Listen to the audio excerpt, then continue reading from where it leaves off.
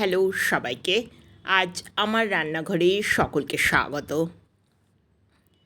আজ তৈরি হবে আলু ঢ্যাঁড়স পোস্ত। আলু পটল পোস্ত, ঝিঙে পোস্ত বা আলু ঝিঙে পোস্ত এগুলো আমরা সচরাচর খেয়ে থাকি। আজ একটু অন্যরকম রান্নার চেষ্টা করা যাক। ঢ্যাঁড়সগুলো ছোটো টুকরো করে কেটে আমি তেলে ভেজে নিচ্ছি। এদিকে আলু আমি সরু লম্বা লম্বা টুকরো করে কেটে নিয়েছিলাম। ভালো করে ধুয়ে নিয়ে ঢ্যাঁড়সের সাথেই আলুটা ভেজে নেব। এক্ষেত্রে কিন্তু আলু এবং ঢ্যাঁড়স দুটোই ভালোভাবে সময় দিয়ে ঢাকা দিয়ে ভেজে নিতে হবে।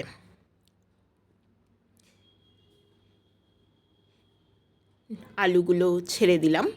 আলুগুলো আমি খোসা সমেতে রেখেছি, চাইলে অবশ্যই খোসা ছাড়িয়ে নেওয়া যেতে পারে।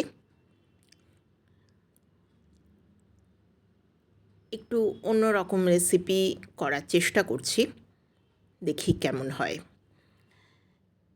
পোস্ত মিক্সি জারে নিয়ে নিলাম, আর দিয়ে দিলাম দুটো শুকনো লঙ্কা। আমি এই রান্নাটা শুকনো লঙ্কা দিয়েই করছি। আলু এবং ঢ্যাঁড়স অনেকটাই ভাজা হয়ে গেছে। এক্ষেত্রে কিন্তু ভালো মতন যাতে সেদ্ধ হয়ে যায় সেই দিকটা খেয়াল রাখতে হবে। যে কোনো রান্নায় সবজি একটু ভেজে নিলে তার টেস্টটাও একটু অন্যরকম হয়। এবার আমি পোস্তটা দিয়ে দিচ্ছি। পোস্ত দিয়ে আমি এর মধ্যেই নুন দিয়ে বেটে নিয়েছিলাম। পোস্ত দিয়ে ভালো করে একটু মশলাটা কষিয়ে নেব। যারা রান্নায় চিনি পছন্দ করেন তারা চিনি অবশ্যই দিতে পারেন। আমি চিনি এখানে ব্যবহার করলাম না।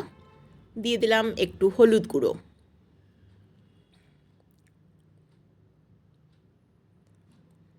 একটু ভালো করে কষিয়ে নিয়ে তারপর জল দেব। রান্নার রঙটা হলুদ দেওয়ার কারণে ভারী সুন্দর এসেছে।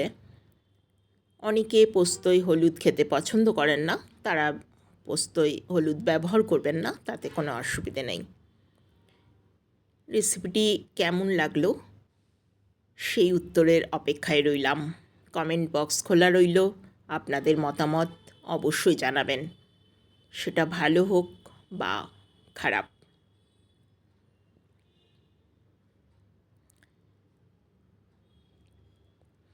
আমি এতে একটু আদা বাটা ব্যবহার করেছি।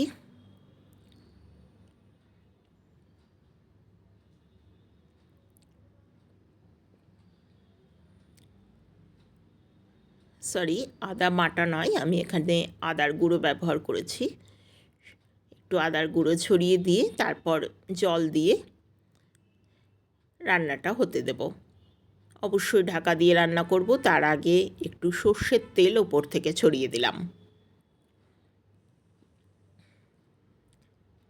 ভিডিওটি পছন্দ হলে লাইক, শেয়ার ও সাবস্ক্রাইব করার একান্ত অনুরোধ রইল।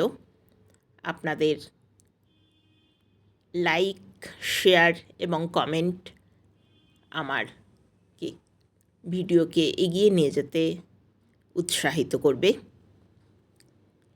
আর সাবস্ক্রিপশন তো অবশ্যই। ঢাকা দিয়ে কিছুক্ষণ রান্নাটা হতে দেবো।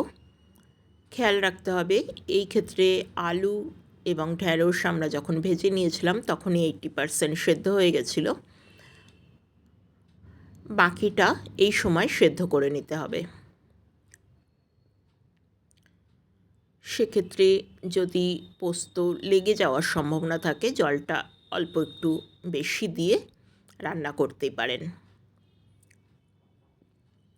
রান্না প্রায় রেডি। এখনও একটু ঝোলঝোল আছে। আমি গা মাখা রেসিপিটাই পছন্দ করি।